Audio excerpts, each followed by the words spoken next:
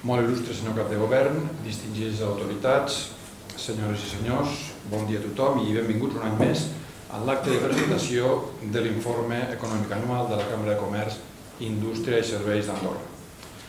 Com bé sabeu, l'elaboració d'aquest informe és fruit d'una obligació legal que té la Cambra, però més enllà d'això és una mostra de la voluntat de servei a l'economia del nostre país, un objectiu que guia totes les actuacions de la Cambra de Comerç. Amb la d'avui són 21 edicions de l'informe econòmic anual, sempre amb el propòsit d'oferir una informació rigorosa i ben documentada sobre l'estat actual de l'economia i el seu posicionament en un món cada cop més global, més competitiu, més incert i sobretot més canviant. Així, el context internacional de l'any 2015 es va caracteritzar per nous episodis d'inestabilitat política també traslladats als mercats financers. En l'àmbit polític, cal destacar les tensions de Grècia durant la primera meitat de l'any, davant dels temors d'una possible sortida de l'euro, i també el conflicte d'Ucraïna, que va cedir protagonisme a la crisi més endavant dels refugiats de Síria i l'amenaça terrorista a molts països d'Europa. A més, l'evolució dels mercats financers va estar marcada per caigudes importants com a conseqüència dels dubtes creixents sobre l'economia xinesa i l'expectativa d'augment dels tipus d'interès als Estats Units. Com a resultat de tots aquests factors, l'any 2015 l'economia mundial va moderar el ritme de creixement fins al 3,1%. Les economies emergents i en desenvolupament amb un 4% van ser les que van registrar un creixement més gran, tot i que també van ser les principals causants de l'alentiment econòmic global, ja que van resultar afectades per diverses circumstàncies, d'una banda, per la desacceleració de l'economia xinesa, la baixada conseqüent del preu del petroli i de les matèries primeres, i per unes condicions de finançament més restrictives i, en última instància, pels canvis d'orientació política de la política monetària nord-americana que ha fet disminuir l'afluència de capitals cap als països emergents. En quant als països avançats, la zona euro va protagonitzar una intensa recuperació econòmica, mentre que els Estats Units van mantenir un creixement similar al de l'any anterior i el Japó va continuar el seu estancament econòmic. En el cas particular de les nostres economies veïnes, Espanya i França, la conjuntura econòmica també va millorar durant el 2015. Després de 3 anys d'activitat molt feble, l'economia francesa va reprendre el creixement, però ho va fer a un ritme de l'1,3%, encara inferior al de la mitjana de la zona euro. Per la seva banda, l'economia espanyola va mostrar un elevat dinamisme que es va caracteritzar per un creixement de l'ocupació als 4 principals sectors de l'economia espanyola i al bon comportament del seu sector exterior. Així, el PIB espanyol va tancar el 2015 amb un creixement anual del 3,2%, la taxa més elevada des de l'any 2007. Durant l'any 2015, l'evolució de l'economia andorrana va ser moderadament positiva, tot i que el ritme d'activitat es va alentir en relació a la del 2014. Les xifres oficials del PIB mostren un creixement del 0,8% en termes reals, molt inferior, molt més moderat que el registrat el 2014, que recordo va ser del 2,3%. En tot cas, destaca el fet que l'economia creix per tercer any consecutiu després de, no ho oblidem, 7 anys de crisi econòmica i d'unes pèrdues econòmiques que encara situen el valor del PIB real andorrà al voltant dels nivells de l'any 2002-2003.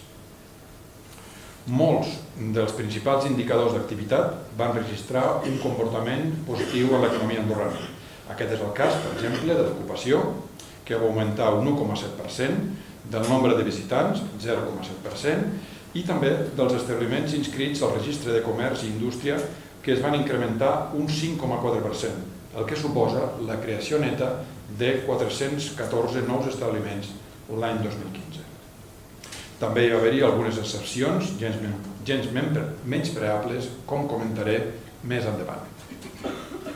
El context internacional de recuperació, sobretot de la zona euro i més en particular d'Espanya, és un dels factors claus que està impulsant el creixement de l'economia andorrana. En contraposició a aquesta bona notícia, la intervenció de la banca privada d'Andorra, l'anomenat Afer BPA, va penalitzar l'activitat del sector financer durant el 2015, fet que explica en bona part la desacceleració del ritme de creixement global de l'economia a Andorra. En aquest context, el PIB oficial andorrà durant el 2015 va ser inferior, com he dit abans, tant a l'europeu com a l'espanyol com al francès, a diferència del que havia succeït l'any 2014. Pel que fa a la demanda, s'observen molts indicadors de millora del consum i de la inversió, encara que els registres van continuar sent encara modestos. Des del punt de vista de l'oferta, l'impuls de l'activitat va ser liderat pels serveis, particularment per les activitats vinculades tant al turisme com al comerç. També va evolucionar positivament la manufactura, mentre que la construcció gairebé es va estabilitzar i l'agricultura es va mantindre en terreny negatiu. Si fem ara un petit anàlisi dels sectors de l'economia andorrana, ens diuen que en l'exercici 2015 el sector indústria va continuar el canvi de tendència que es va iniciar tímidament l'exercici anterior, després d'anys d'intensa crisi en aquest sector. Així, el nombre d'empreses en la indústria va créixer un 2,3% i el d'assalariats un 2%, uns augments que van superar els increments que havien tingut l'any 2014. Cal remarcar, però, que des de l'any 2006 s'han perdut prop de 400 llocs de treball en el subsector de la indústria, una pèrdua que suposa en termes percentuals gairebé el 20% de l'ocupació del sector. Les enquestes de conjuntura de la Cambra de Comerç també confirmen una millora gradual de l'activitat industrial, sobretot en el tram final de l'exercici 2015, i assenyalen per aquest 2016 una certa recuperació que ens posaria encara una mica lluny, però acostant-nos als nivells de l'any 2006. L'any 2015, en el sector de la construcció, va mostrar els primers senyals de millora després de 8 durs exercicis de caiguda ininterrompuda, tot i que encara es troba a nivells d'activitat molt baixos. Cal recordar que durant els anys de la crisi l'ocupació del sector de la construcció s'ha reduït a més de la meitat del que hi havia l'any 2006 i les importacions dels materials de construcció relacionades, òbviament, amb aquest subsector han quedat reduïdes a poc més d'un terç de les que hi havia abans del començament de la crisi. Així, en l'exercici 2015, les xifres del sector de la construcció van ser positives per primera vegada en molts anys, fet molt remarcable. Tot i que és més per l'obra pública i rehabilitació residencial que no pas per l'obra nova. D'una banda, es van registrar augments dels assalariats, tímidament, un 0,9%, i de les empreses un 3%, i sobretot dels metres quadrats de superfície autoritzada per l'edificació, que van créixer un 128% i que contrarresten amb les caigudes dels exercicis anteriors. La veritat és que el sector públic ha afavorit que l'obra s'hagi recuperat una mica, ja que tant el govern com els comuns van fer inversions reals superiors que l'any 2014.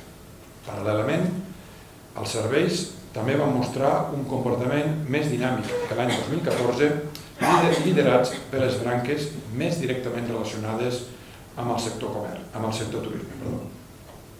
Així, el sector comerç va iniciar una tímida recuperació l'any 2015 en línia amb una demanda que es manté encara una mica feble, però que comença a mostrar signes de millora. L'ocupació en aquest sector es va mantenir pràcticament estable després de 9 anys de caigudes i les importacions totals de merament indicador pel comerç andorrà van augmentar un 0,6% respecte a l'any 2014. Ara bé, és cert que si s'exclouen els materials de construcció, el tabac i els combustibles, la resta d'articles que van destinats pròpiament al comerç van continuar creixent un 1,9% durant el 2015, tot i que havia tingut un comportament una mica inferior de l'any 2014, que va ser del 7%. L'evolució del turisme, també com a sector clau de l'economia, que influeix fortament en l'hoteleria, la restauració, el comerç i l'esquí, entre moltes altres activitats, ha estat fonamental per explicar la millora de la situació econòmica del 2015. En concret, la recuperació progressiva de l'activitat turística va ser impulsada per un fort creixement en el nombre de turistes, del 13%, que són els que pernocten i, per tant, els que fan més despesa al país, i també pels resultats molt positius de la temporada 2015-2016 de les estacions d'esquí, amb un increment notable del nombre de dies d'esquí venuts fins a assolir els 2,45 milions, la xifra més elevada dels darrers 10 anys. En contraposició a això, el sector financer va ser l'única branca dels serveis que va registrar una evolució negativa, en contrast amb els forts creixements que havia experimentat en els darrers 3 exercicis i, com he dit abans, aquest fet explica en bona part la desacceleració del creixement econòmic d'Andorra durant el 2015. Malgrat tot, les activitats financeres i asseguradores es van mantenir, amb diferència com el primer sector de l'economia andorrana, amb un pes agregat del 22,2% del nostre producte interior brut, i van continuar creant ocupació amb un increment dels assalariats del 7,1%. En el cas concret de la banca, el volum de dipòsits va créixer un 3% i els recursos gestionats de clients un 2,8%. En canvi, es van registrar reduccions en la inversió creditícia del menys 1,3% i dels beneficis al menys 8%. Aquestes dades, però, s'han de posar en un context molt clar i molt contundent, que és el que ha caracteritzat el sector el darrer any i mig arran de la intervenció de la banca privada d'Andorra per part de l'Institut Nacional Andorrà de Finances, després que el dia 10 de març del 2015 l'autoritat administrativa nord-americana Financial Crimes Enforcement Network, popularment coneguda com FinCEN, qualifiqués la banca privada d'Andorra, cito textualment, com a entitat financera de primer ordre en matèria de blanqueig de capitals. Aquest esdeveniment ha estat una duríssima prova, ben superada pel sector, que ha demostrat la solidesa i solvència en un context econòmic nacional i internacional que, tot i que millora lentament, segueix sent molt complex, particularment pel sector bancari. Aquest es troba immers de ple en un procés de profunda reorganització com a conseqüència de l'entrada en vigor de l'acord d'intercanvi automàtic d'informació signat amb la Unió Europea sobre comptes i rendes financeres i per la seva adaptació als nous estàndards internacionals. Durant el 2015, l'actuació del sector públic es va caracteritzar per una relaxació de les polítiques d'austeritat que s'ha traduït en un augment significatiu de les despeses d'inversió agregades de l'administració general i dels comuns, per segon exercici consecutiu després de molts anys de retallades i en un impuls també apreciable de les despeses de funcionament. Així, el 2015 l'administració general va incrementar 3 dècimes el dèficit, fins al menys 0,5% del PIB, i alhora els comuns van reduir el superàvit de caixa no financer en 2 dècimes fins al més 0,09% del PIB. També és important assenyalar que pel que fa a les novetats fiscals, el 2015 va ser el primer exercici d'aplicació de la llei de l'impost de renda de les persones físiques, l'IRPF, aprovat el 2014 amb un tipus general del 10%, igualable al de societats, renda de les activitats econòmiques i renda dels no residents fiscals. Com a resultat d'això, crec que és interessant assenyalar que el govern estima que la pressió fiscal d'Andorra va augmentar 2 dècimes al 2015, fins a arribar al 23,4% del nostre PIB, xifra que contrasta amb el 18% que hi havia l'any 2009, però xifra que encara és clarament inferior al 40% de la mitjana europea o al nivell dels nostres veïns, França, que té un 47,9% de pressió fiscal, i Espanya un 34,4%. Finalment, l'anàlisi de les dades sobre la inversió estrangera durant l'any 2015 mostren també una tendència favorable. S'han rebut 748 sol·licituds d'inversió, el 9,7% més que el 2014, de les quals s'han autoritzat 698 i se n'han formalitzat 572, o sigui, un 6% més que l'any anterior.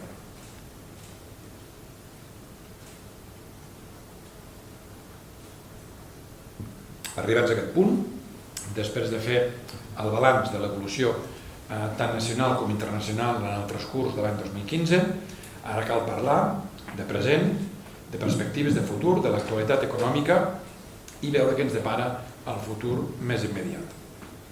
Així, la recuperació mundial ha continuat durant aquest any 2016, però a un ritme cada vegada més lent i fràgil. Així, les previsions del Fons Monetari Internacional per aquest any 2016 ens diuen que es mantindrà en el 3,1% de creixement al mateix nivell que l'any 2015. A la zona euro, la recuperació s'ha frenat en aquest segon trimestre a conseqüència de l'estancament inesperat de les economies franceses i italiana que registren un creixement nul i de l'afebliment de l'economia alemanya després del bon inici que havia tingut en aquest 2016. En el cas dels nostres veïns, Espanya continua sent una de les economies que més creixen de tota Europa. Tanmateix, cal recordar que l'economia espanyola té encara greus problemes estructurals, com són l'alt nivell d'endeutament públic i l'elevadíssima taxa d'atur, als que s'afegeixen l'impacte que pot tenir sobre l'economia la manca d'un govern estable i l'efecte del Brexit, sobretot en les seves exportacions i en el turisme. Pel conjunt de l'any 2016, l'FMI pronostica un creixement del PIB espanyol del 2,6%. Per altra banda, l'economia francesa ha patit una frenada brusca del creixement el segon trimestre de l'any. Tot i això, les previsions del Fons Monetari Internacional pel conjunt del 2016 apunten a un creixement de l'economia francesa a l'entorn de l'1,5%, una taxa que s'apropa a la mitjana de la zona euro per primera vegada en molts anys. En resum, el context econòmic global es manté positiu. Tanmateix, la inestabilitat política espanyola i l'impacte del Brexit sobre l'economia europea sorgeixen com a nous riscos des de l'exterior que podrien afectar la millora de l'economia andorrana. Tot i que pensem que el Producte Interior Brut andorrà del 2016 serà millor que el del 2015. Així, els principals indicadors de l'activitat disponibles a Andorra pels primers mesos d'aquest any 2016 apunten cap a un sosteniment del ritme de l'activitat. En particular, l'ocupació assalariada ha crescut un 1,5% els 5 primers mesos, impulsada per tots els grans sectors, i en especial pel sector serveis. En paral·lel, hi ha indicadors claus que estan accelerant el seu pas, com són les importacions, amb un creixement del 4,6% fins al juliol, el nombre de visitants, que ha augmentat un 3,5% acumulat fins al maig, mentre que, per altra part, es moderen les matriculacions de turismes i el consum d'energia elèctrica. També cal destacar que per quart any consecutiu, la tendència pel que fa a la creació d'establiments nous inscrits al Registre de Comerç i Indústria és positiva. En concret, durant el primer semestre de l'any 2016, el nombre d'establiments s'ha incrementat un 2,4%, el que representa 195 establiments nous.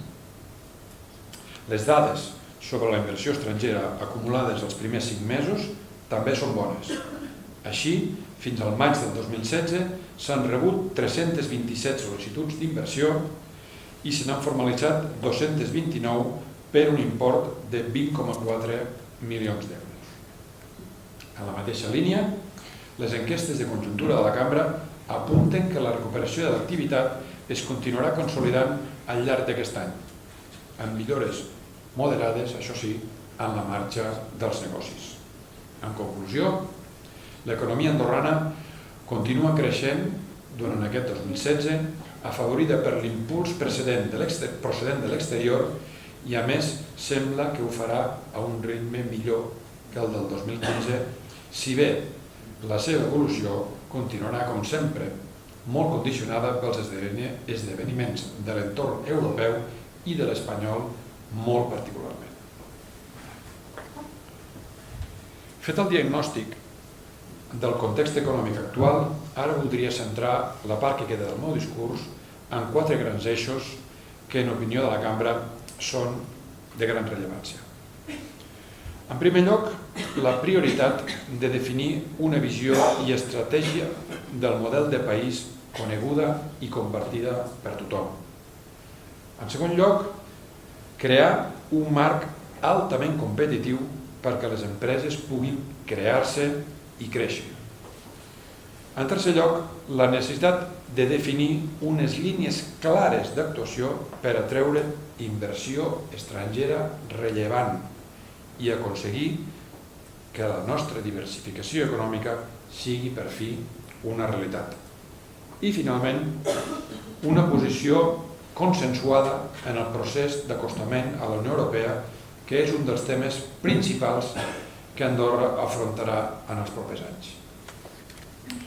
Tot i que Andorra encadena 3 anys consecutius de creixement econòmic, crec que només el mantindrem si perseverem en una transformació estructural de la nostra economia. És cert que ha hagut d'iniciar-se en temps possiblement de la pitjor crisi que recordem, però cal recordar que això no està ni molt menys finalitzat. Prestaríem un mal servei a la societat si creguéssim o féssim creure als altres que amb la inèrcia de la recuperació n'hi ha prou per consolidar un creixement fort i sostenible.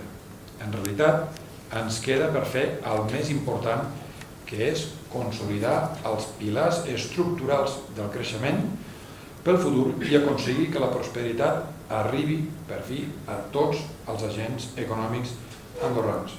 Només d'aquesta manera hi haurà una major estabilitat en l'economia andorrana. Per això cal construir una visió de model de país entre tots els estaments rellevants de la societat, representants polítics, sector empresarial i societat civil, i la seva implementació creiem que ha de ser duta a terme des del més alt nivell del govern d'Andorra. Aquesta visió ha de tindre uns objectius concrets, definint l'estratègia i l'escenari al que es desitja arribar en un nombre d'anys determinat. I això és fonamental per tenir clar el que volem ser d'aquí uns anys i com aconseguir-ho. Respecte a la segona de les qüestions que anunciava, la creació d'un marc òptim del desenvolupament de l'activitat empresarial, vull aprofitar aquest acte per efectuar algunes propostes dirigides a estimular un país i una societat que tingui una clara visió de business oriented, és a dir, promoure un entorn i un marc legal favorable al desenvolupament de l'activitat empresarial. En primer lloc, per impulsar la competitivitat empresarial cal preservar una pressió fiscal baixa i establir un marc jurídic i fiscal senzill, homologable amb l'entorn i estable en el temps. Un marc que doni avantatges competitius, però sobretot que doni seguretat jurídica a les empreses. En segon lloc, hem de fomentar una administració totalment orientada a l'usuari, molt menys burocràtica i amb l'eliminació de regulacions normatives i procediments administratius que restin oportunitats competitives a les empreses del país.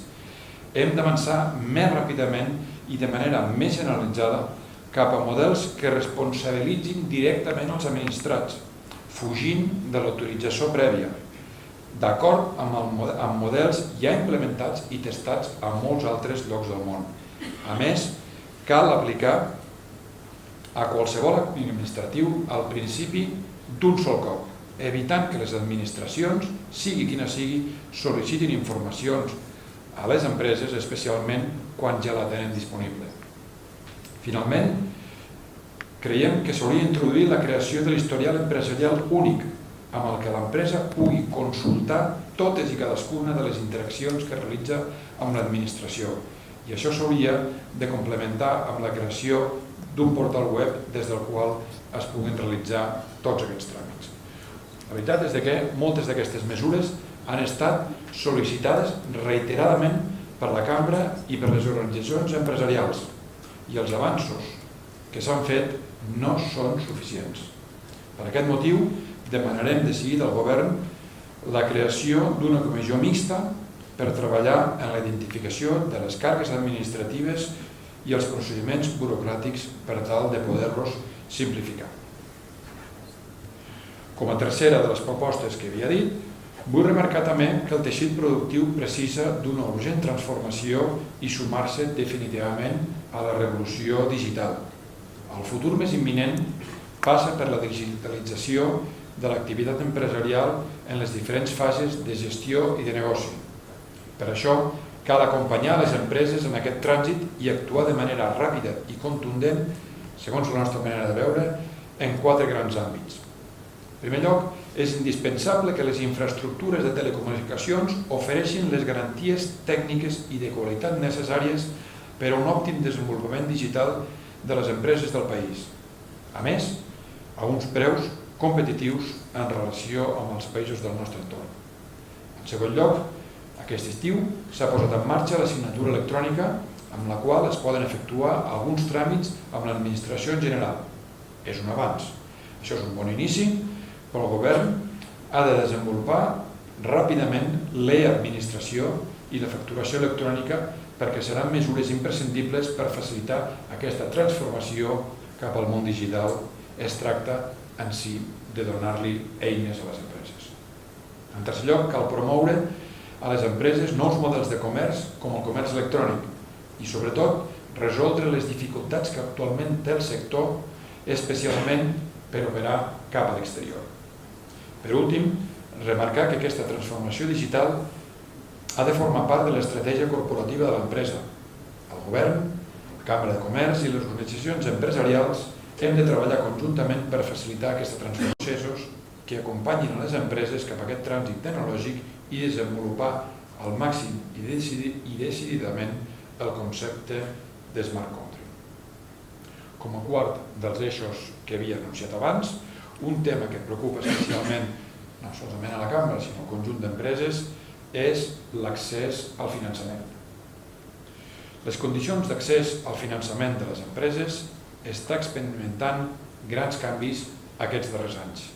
Som conscients, molt conscients, que el sector bancari està patint una forta transformació del seu model, a causa, repeteixo, de l'entrada en vigor dels convenis d'intercanvi d'informació i de l'adaptació dels nous estàndards internacionals cada cop més exigents i rigorosos.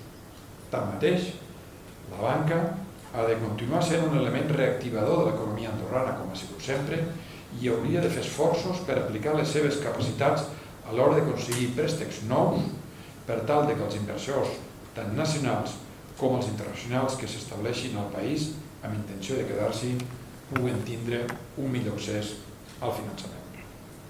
D'altra banda, no podem oblidar que caldria reiniciar la línia d'ajuts o avals públics dirigits a les microempreses i a les pimes que destinin els seus recursos, o part dels seus recursos, a la innovació i a la digitalització. En conclusió, el canal bancari ha tingut, té i tindrà un paper essencial en el finançament de les empreses. No obstant això, creiem que seria desitjable desenvolupar altres opcions i models de finançament externs no bancaris, amb la finalitat que les empreses puguin afrontar de manera diferent l'accés als seus recursos financers. En aquest sentit, ens caldria un marc regulatori que incentivi l'activitat de diferents fonts de finançament i la seva competència, recolzant al mateix temps la difusió i el coneixement d'aquestes opcions cap a les empreses. Tornant al que fa al tercer eix del que volia portar, el relatiu a la inversió estrangera, des de la Cambra de Comerç valorem molt positivament l'augment de la dotació pressupostària a la iniciativa Actua. Des d'aquest organisme s'està promovent l'atracció d'empreses en els sectors sanitari, les TIC, l'educació i l'esport. Però pensem que cal estudiar altres activitats susceptibles a desenvolupar i així definir un pla estratègic de com aconseguir-ho i, sobretot, com donar-lo a conèixer. També creiem que és necessari elaborar un estudi de competitivitat del país en el que, per mitjà d'una sèrie d'indicadors contrastats internacionalment, es posi de manifest aquells aspectes que hem de millorar per ser més competitius a nivell internacional i per poder atreure inversió estrangera rellevant. Per part nostra, amb la voluntat de promoure aquesta inversió estrangera i contribuir, entre altres coses d'això, a la relació entre les empreses andorranes i de les nostres regions veïnes, des d'aquest any la Cambra de Comerç participa en el projecte europeu Interreg Poc de Fa per impulsar la cooperació econòmica i els fluxos comercials entre Espanya, França i Andorra. Com ja he subratllat en diverses ocasions des d'aquesta mateixa tribuna, l'èxit d'una economia no depèn només dels seus avantatges competitius, sinó que són tan o més importants la seva imatge de marca i la manera en què el país comunica i es presenta a l'exterior. Per això creiem essencial no demorar més la creació de la marca Andorra i reforçar la diplomàcia econòmica per promoure l'Andorra dels negocis a l'exterior. Hem deixat pel final el procés d'acostament a la Unió Europea. La Cambra i les organitzacions empresarials, de manera conjunta, hem demanat reiteradament una participació activa en el procés de negociació. Aquesta participació no vol ser únicament un procés tècnic d'anàlisi de l'impacte d'algunes directives en els diferents sectors de l'economia andorrana i de l'adaptació de la legislació nacional a la comunitària, sinó que vol ser una contribució real i positiva al procés de negociació, en la mesura que això pugui ser possible.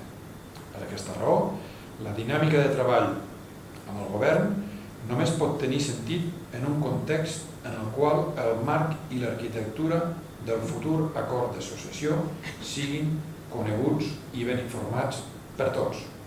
Per això, tal com van reclamar en la reunió mantinguda el passat dimarts amb el govern i les demés forces polítiques integrants del Pacte d'Estat, la Cambra i les organitzacions empresarials reclamen estar puntualment i de manera permanent informades de les condicions en què es negocien amb un nivell i una qualitat d'informació suficient i estable per desenvolupar bé la nostra tasca. És d'aquesta manera quan la nostra aportació serà realment rellevant. Per acabar, voldria concloure amb una darrera reflexió. Com hem dit anteriorment, és urgent definir una visió i una estratègia de país. Sense aquesta base, ni les institucions ni les empreses podran planificar el seu futur a mitjà i llarg termini i tampoc Andorra podrà afrontar amb un objectiu clar què vol obtenir d'aquest procés d'acostament a la Unió Europea. Per aquest motiu, senyor cap de govern, aprofito aquest acte per demanar-vos que impulseu abans de final d'any la creació d'un grup de treball integrat per totes les forces polítiques, empresarials i socials i dirigit per un equip d'experts que treballi decididament en la construcció d'aquest model de país que volem per l'Andorra de futur. Us dono igualment les gràcies per la vostra presència en aquest acte i torno a oferir la col·laboració de la Cambra de Comerç per encarar amb èxit tots aquests reptes, que no són pocs. A tots vostès, moltes gràcies per acompanyar-nos en la presentació del nostre informe econòmic.